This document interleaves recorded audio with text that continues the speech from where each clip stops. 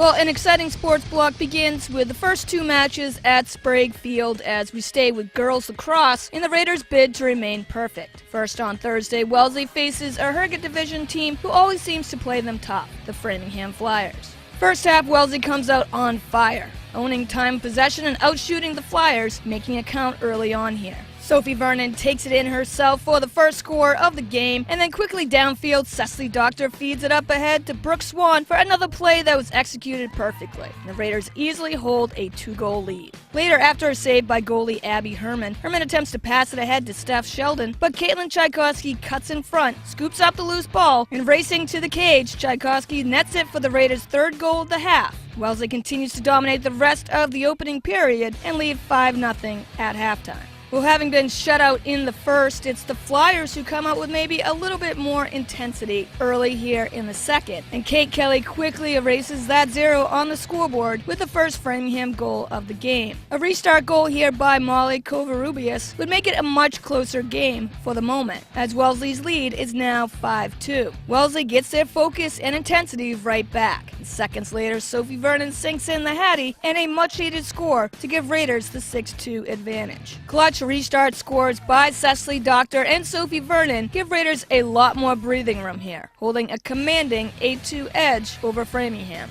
But Flyers just will not go away here in this final half, as they want to be the ones to hand Wellesley their first loss of the season. Somehow fighting their way back into this game, key goals by Kristen Wilder and another from Kay Kelly cut it to an 8-4 deficit with just over 6 minutes left to play. Fast forward to 2:36 left on the clock though, and Hannah Rose's restart goal makes it 8-6 Wellesley, as the last 4 scores by Flyers go unanswered. But these last 2 minutes and change are key for the Raiders, as they do not panic and take care of the ball when they need it to the most. And backed by 4 Sophie Vernon goals, the Raiders hang on, earning their 10th victory in a row with the final score 8-6 over Framingham. Moving ahead to Saturday morning as Wellesley battles on the turf yet again, this time in a non-league matchup with the Hopkinton Hillers. As a talented team with so much offensive depth, there's always someone different stepping up for the Raiders. And once again, co-captain Cecily Doctor and freshman Caitlin Tchaikovsky were key for Wellesley.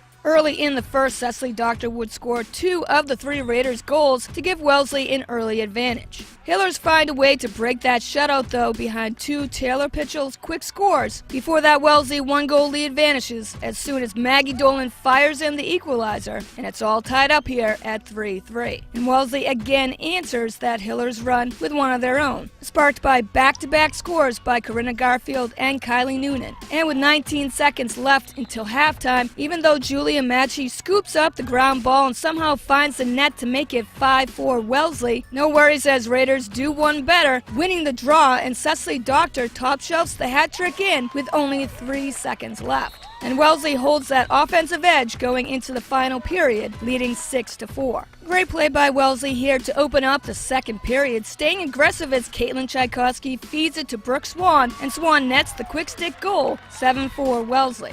Seconds later, Sophie Vernon with the ball patiently waits for the cutter, and it's Caitlin Tchaikovsky who finds the opening, and that goal doubles the lead here, 8-4 Raiders. Later now with the score 9-5 Wellesley, Caitlin Tchaikovsky's back-to-back goals help solidify the lead here even more, making it a commanding 11-5 advantage. So behind 4 goals by Cecily Doctor, 3 coming in the first half, and 4 scores as well by Caitlin Tchaikovsky, 3 coming in the second half, the Raiders easily punch in yet another win, their 11th, to the final 11-7 over Hopkinton, and Wellesley is still unbeaten.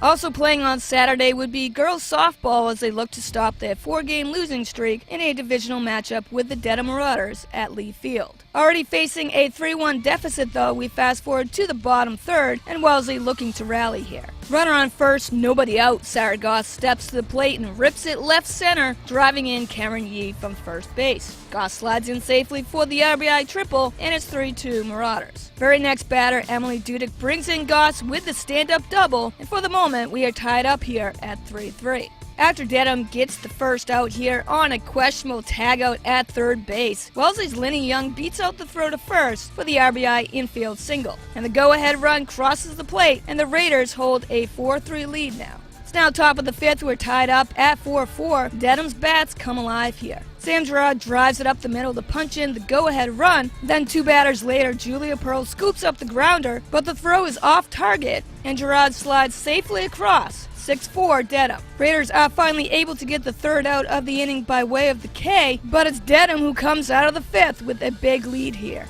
8-4. Later, with the score still the same, Wellesley is looking to change that here in the bottom of the 6th. Grounder goes back to the mound and pitcher Megan Peckham retrieves it, but her throw to home misses badly and hits the ump instead. The runners are safe and the deficit is now 8-5. Next batter, Linny Young's bloop single falls in to make it 8-6 Dedham. Marauders commit a costly error on this grounder, allowing yet another Raider to safely cross the plate, and we've got a close one here, with Wellesley now only down 8-7. Elizabeth Heffernan looks to tie it up here, but Raiders are called for interference on the base pass, so it's an out and no game-tying run scores. Megan Peckham would then strike out Elizabeth Dew to end the threat, and Dedham is still holding on to their 1-run lead, 8-7. Top 7th Marauders add some insurance runs here to build their lead to 10-7 over Wellesley, and so the bottom 7th, it's the very last chance for Raiders to mount a comeback, but it gets cut short as Sammy Tong grounds out to end the ballgame, stranding 2 runners on base. Dedham escapes with the 10-7 victory over Wellesley as the Raiders continue to play with a ton of heart, fighting their way back into these games time and again. But for now, things continue to not go their way. Well, that wraps up another episode of Raiders Sports Block. Thanks for watching. Wellesley Public Media gets you the coverage you need to catch up on all Raiders highlights. Check us out on demand at wellesleymedia.org, our YouTube channel on Wellesley Media Corporation, and right here on Comcast 9 and Verizon 39.